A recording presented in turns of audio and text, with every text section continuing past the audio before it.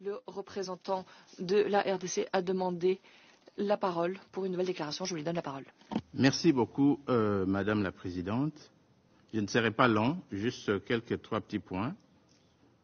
D'abord, dans sa déclaration, le représentant du Rwanda vous démontre qu'ils ont peur du génocide, ce qui est normal.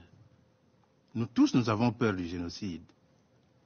Mais ce génocide s'est perpétré au Rwanda, entre les Rwandais. Je vous rappelle qu'en Rwanda, il n'y a que 2 tribus, si ce n'est pas 3. Nous, au Congo, nous en avons 450.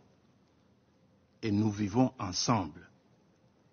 Le Rwanda ne peut pas prétendre venir au Congo régler des problèmes ethniques qui se posent chez eux au Rwanda.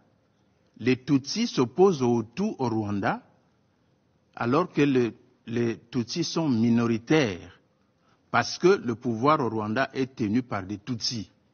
Ils veulent dominer sur les Hutus. Vous ne ferez jamais cela au Congo. Les Tutsis congolais sont congolais, ils ne sont pas rwandais. Vous n'avez aucun droit de prétendre venir régler les problèmes des tribus au Congo en traversant les frontières. Nous ne vous le permettrons jamais. Donc notez tout simplement que les problèmes des Tutsis congolais seront réglés au Congo par des Congolais à l'intérieur des territoires congolais. Restez chez vous. De deux, le représentant du Rwanda a peur de la rhétorique. Il parle de la rhétorique, il parle des discours, de menaces qui ont été proférées contre le Rwanda, qui prennent au sérieux. Mais eux, ils ont envahi le territoire d'un pays. Ils sont sur le territoire de ce pays avec armement, avec troupes, avec des lance-missiles, des lance-roquettes. Et ils ont peur de la rhétorique. Nous prenons bonne note de cela. Enlevez vos troupes de la RDC et vous n'aurez pas peur de la rhétorique.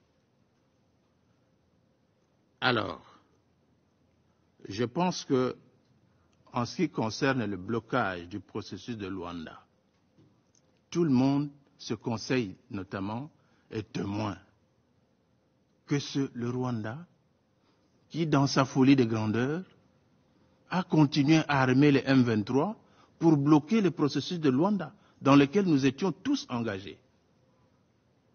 Ce processus a des étapes. D'abord, la cessation des hostilités, le cantonnement de M23, le retrait des troupes rwandaises du territoire congolais, et ainsi de suite. Mais ils n'ont obéi à rien. La vérité, tout le monde le sait, c'est un secret de polichinelle.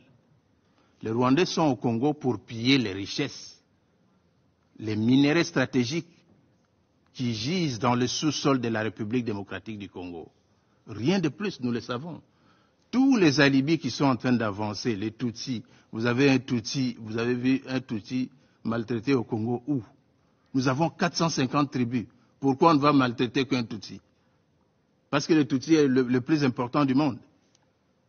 Mais pas du tout. Vous avez 2 tribus chez vous, vous ne savez pas les gérer, restez tranquille.